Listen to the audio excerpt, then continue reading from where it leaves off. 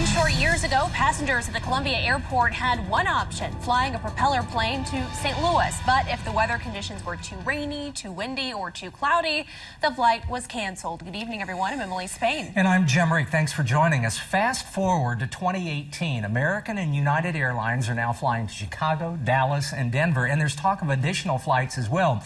However, that would create a balancing act considering passengers are crammed into 2 double-wide trailers for pre-boarding. That's both embarrassing and an inconvenience to travelers. KOMU 8 Sarah Trott is live at the airport to tell us everyone agrees a new terminal is needed, but there's not much agreement on one very important factor. In the 2 hours surrounding this newscast, 3 flights and hundreds of passengers will have come in and out of this airport. It's no surprise to see how busy it gets here, but what you can't see is the conflict and the wasted time and money that's gone into building a new terminal.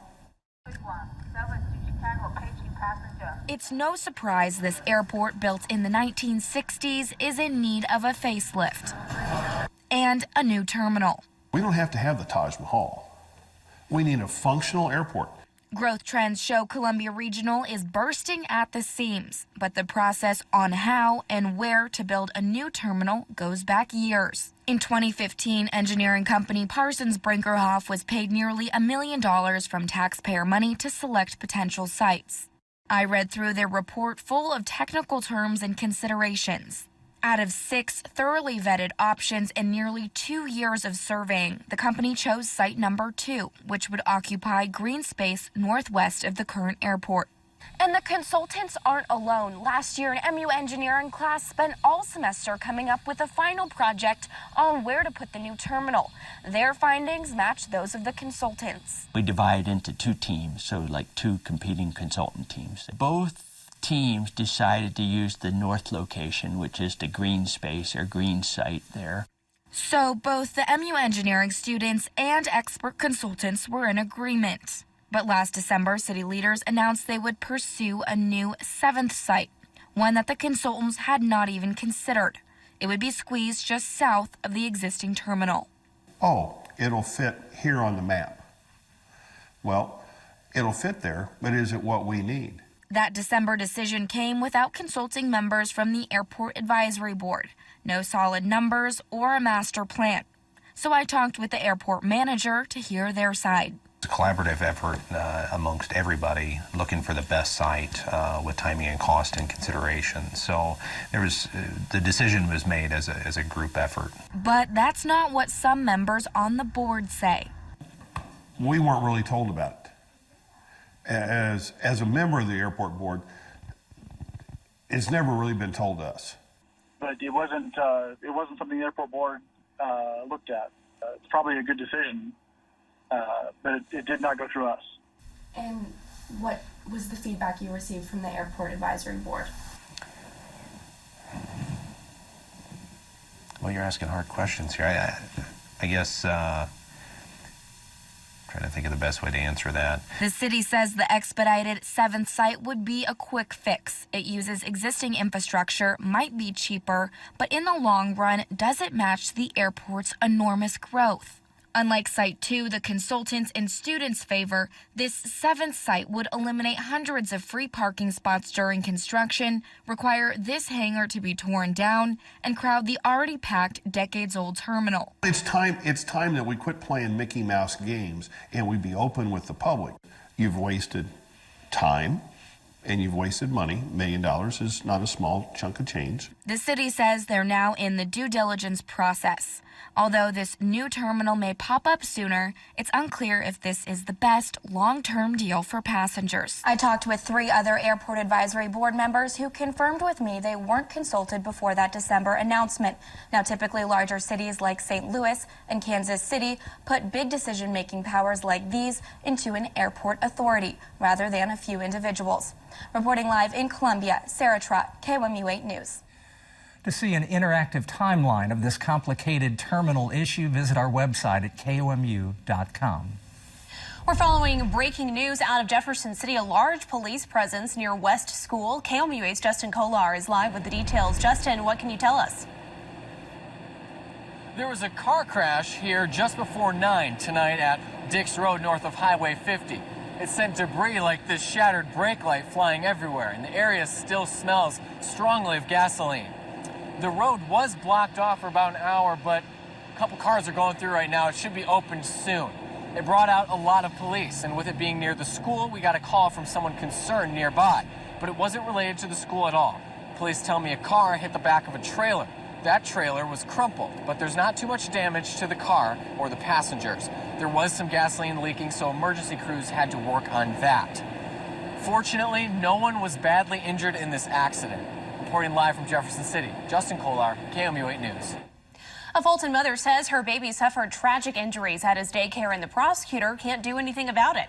The 3-month-old Colin Drummond left this home daycare in an ambulance, and soon afterward, doctors diagnosed him with shaken baby syndrome. His mother says there's only one person to hold responsible, daycare provider Megan Thomas. But there will be no legal action. Tuesday night, Drummond received a letter from the assistant prosecuting attorney. He will not file criminal charges because there's not enough evidence, he says, to make a case against Thomas. It's just like his case is overlooked. It's bypassed because she was never in a position where she had to answer to what happened. She and others who commented on the post say Thomas's daycare is still up and running. KOMU 8 News reached out to daycare provider Megan Thomas and is still awaiting a response. A chain of break-ins is angering a North Side Columbia neighborhood. It's happening at the Park Village Trailer Park. Thieves hit David Warden's 4 cars in 3 different break-ins the past 2 weeks. Warden lost credit cards, money, and tools. He posted surveillance cameras around the house and caught 3 burglaries on camera. He says even though he might not have much, it still means a lot to him. If someone's working hard, doing hard work for their stuff, why steal from it?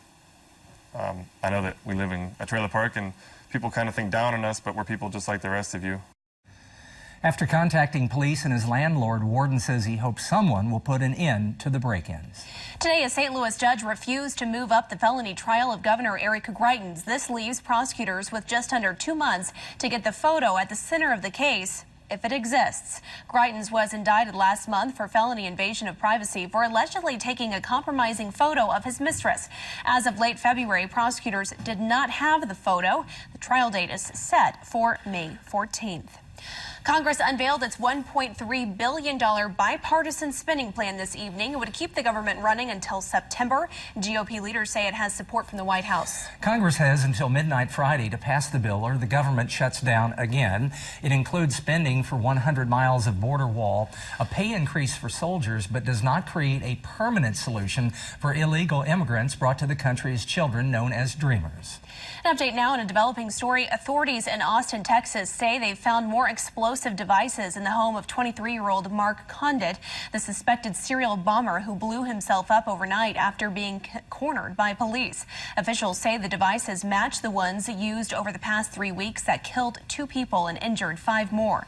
The focus of the investigation has now shifted to Condit's house in Pflugerville, where police and federal agents have already found lots of evidence, including a 25-minute confession on his cell phone.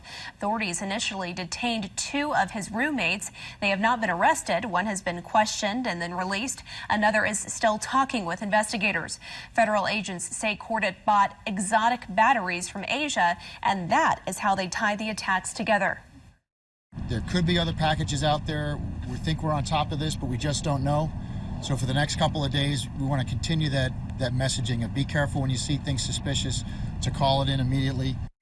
The family of the suspected bomber released a statement this afternoon saying they are grieving for their loss, as well as those affected by the bombings.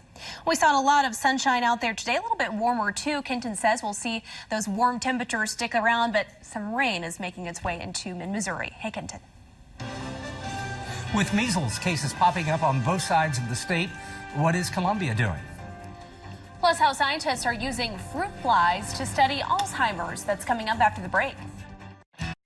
Doctors have confirmed at least 10 cases of measles in the Kansas City area the past few days. And some people might have been exposed to the disease in St. Louis last week, too. KOMU 8's Nora Ferris spoke to public health officials about how to spot the signs of measles and how to keep your kids safe. Measles is highly contagious. 90% of unvaccinated people exposed to the disease will be infected. And it's hard to know who's been exposed in a lot of these cases because symptoms can take 1 to 2 weeks to show up. In these cases, Mid-Missouri health officials say it's worth a shot and that all of us, kids especially, should be up to date on our vaccinations. The American Academy of Pediatrics reports 93% of Missouri toddlers are vaccinated for measles. Infants who haven't had the MMR vaccine yet are the most at risk for getting measles. Other than the red spotted rash, are there any other signs that someone might have the measles? Good question, Jim. Many of the early symptoms of measles look a lot like the common cold, so things like a runny nose or cough, fever, things like that, and you're contagious long before you get the rash, so it's important to keep a lot of those symptoms in mind. All right, Nora, thank you very much. Thanks. We all know that what is a typical nuisance in any home is now being used for Alzheimer's and Parkinson's research. A protein found in fruit flies could give scientists a better understanding how neutron circuits function. The protein might give scientists the ability to turn cells on and off using temperature. A researcher says controlling cells can be key to understanding what causes brain diseases. It's better to have external control over them. It's like then you can externally manipulate the cells in order to see the effect of those cells in the circuit. The research on the protein is still in the early stages and is not yet being tested on humans. All right, Kenton, thank you very much. Global warming, climate change, and pollution. City Council candidates' views on environmental issues. That's coming up after. Welcome back. It's officially springtime and the weather will start to get warmer. However, some groups in Columbia are afraid the weather is changing a bit too much.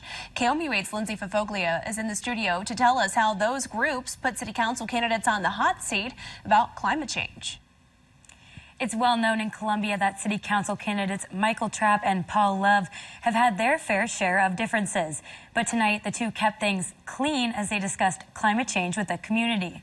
Voters got to question candidates about their opinions on renewable energy. 6th Ward incumbent Betsy Peters and 2nd Ward incumbent Trapp say climate change is real and due to human activity. 2nd Ward incumbent Love says renewable energy is necessary, but it has repercussions too. 5 local groups hosted the forum. All the clubs feel that it's really important because the city can make changes and the city can help in this fight against climate change. And so in order to find out how our candidates feel before we vote, we set up this forum tonight to ask questions. The municipal election is on April 3rd. In the studio, Lindsay Fafoglia, KOMU8 News. Jefferson City House has been on and off the chopping block for months now, causing a bit of controversy. That uncertainty continues. 408 Lafayette Street has become a known landmark because there's disagreement over whether it should stay put as a historic landmark or be torn down for a park. Monday, the City Council voted to tear it down, but even then, it's still not a done deal. That's because the Historic Preservation Society could still come in and save it if it's deemed historic. Coming up on KOMU8 News today, the MU Interfraternity Council held a town hall meeting. What questions the community had, that's coming up tomorrow morning. Kenton. Well, we're 34 degrees tomorrow morning, then 57 tomorrow afternoon. Again, mostly cloudy tomorrow, even a slight chance for just a brief shower through our northeastern viewing area. Otherwise, more rain possible on Friday night.